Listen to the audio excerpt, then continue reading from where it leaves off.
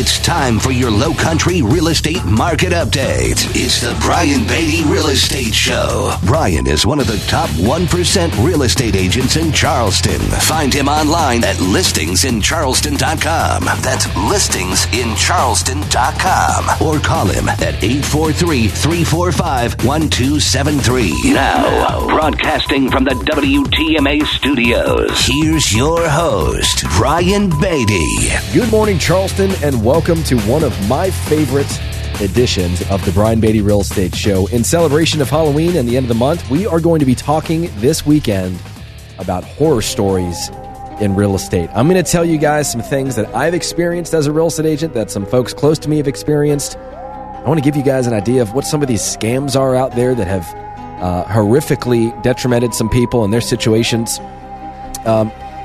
And this is just it's a fun show because I really get to kind of relive my past and tell you guys some of these really challenging times that I've had in my career, how we've overcome them, and kind of answer the question for you guys, which is that, hey, what were to happen in this scenario? What were to happen if, fill in the blank? And I'm going to try and fill in as many of these blanks as possible with some of these stories.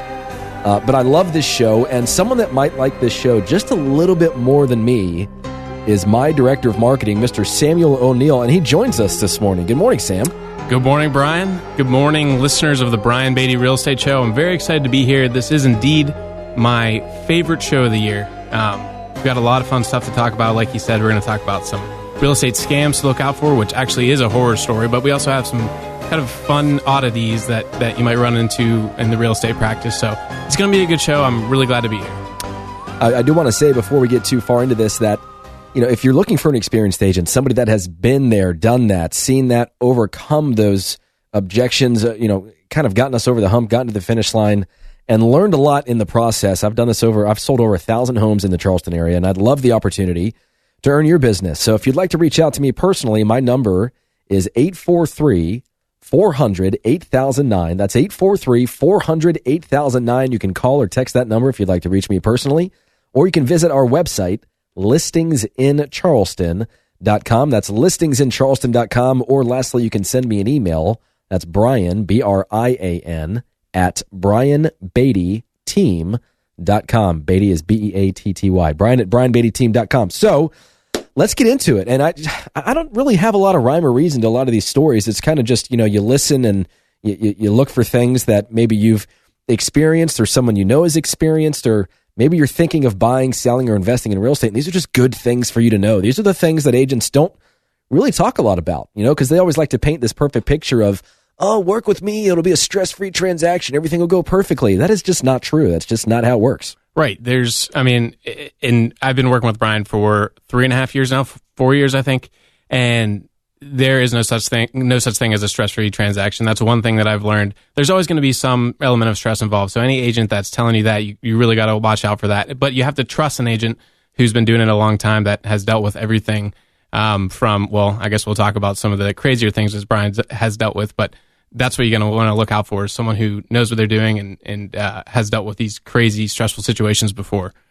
Let's start first with those of you that are renting that want to buy. I want to tell you guys a story that happened to me. This was several years ago. This was probably 6-7 years ago at this point. But I got called by somebody and they said, I really need your help because my landlord is kicking me out of the house and we need to find a place to go. And we only have like a week to find a property. And so I started digging a little deeper. It's like, well, tell me what's going on here. Why are they kicking you out of this property? What's going on? He said, well, it's on the market. It's under contract, and he accepted an offer, and they're closing at the end of the month, and he needs us out of the place. And I said, well, hold on, wait a minute here.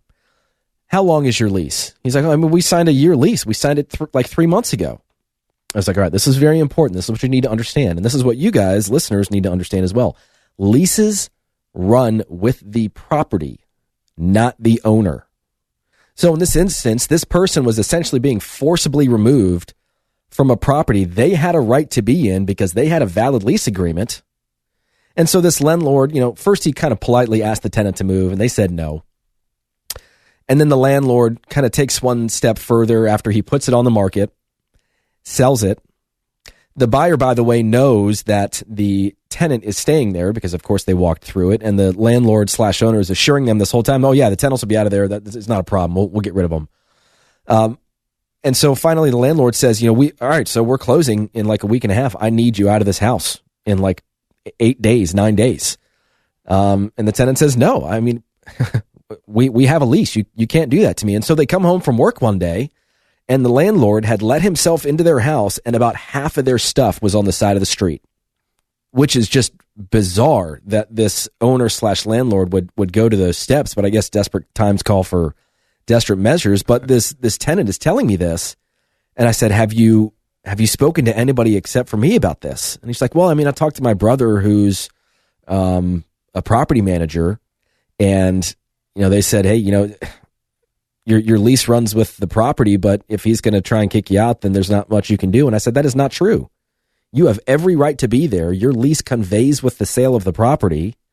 Now, if this were a month-to-month lease and that landlord gave you 30 days notice, then yeah, you'd have to get out. And if you didn't, then he'd have to evict you. But the idea that somebody would go into this property of yours and remove all of your stuff, I mean, the first thing I would have done is call the cops. Mm-hmm. And so, I've heard stories like this before, and we obviously get all kinds of crazy stuff that happens in our office, but that's maybe just a little one to kind of wet the whistle there. But, the idea of coming home after a landlord says, hey, you need to get out of my house, and finding half of your stuff on the side of the road, pretty serious wake-up call. So for any of you that are renting with the idea of buying in the near future, especially as the market was going downward and hit the bottom, a lot of people decided to just turn in the keys. Mm-hmm. They let the banks foreclose on the property, or they did a short sale, and they're renting the property and they're absorbing the income, but they're not paying their mortgage. I mean, things can get really hairy really quickly. But if you are renting a property and you have a lease that is not a month to month, that lease conveys with the property, not with the owner. And we'll talk about a few other things as the show continues about some of the crazy things that happen to potential tenants, scams that, gosh, Sam, so before Sam was my director of marketing, he was my director of inside sales. And so he had a staff that he managed. And why don't you just tell him a little bit about your role? Yeah. So, I'm director of marketing right now. I was the head of inside sales. And with any big real estate team, inside sales is paramount. Just a quick background on that. What we did was we would call, around Charleston, we'd call buyers, or try to call around neighborhoods to try to find buyers for our sellers and sellers for our buyers. And then on top of that, we would call expired listings or canceled listings, which means houses that have come off the market and people who have canceled their contract with an agent to try to find a new one. So that's kind of our function. And I mean, Brian, did you want me to go down the rabbit hole with some of the strange stories? Because I have a couple. Most of them are not PG rated, but I can dig up a few that that I can talk about on the radio. Why don't we save some of the names that you've been called? I mean, I can tell you that, because look, here's the deal. When a property is on the market for, let's say, 6 months or a year, and it fails to sell, usually those sellers still want to sell the house. I mean, that motivation to sell hasn't really gone away. Yes, they're tired. Yes, they're frustrated. Yes, they're irritated, deflated, all of those things. But if somebody were to bring them a good offer, they'd still probably sell it.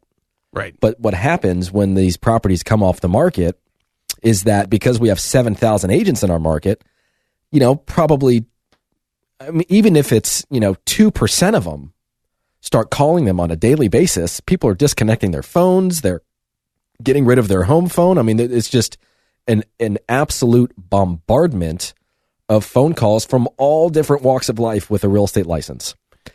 It is. And as inside sales, one of the things that we did was respect. If people didn't want to get called, we wouldn't call them again.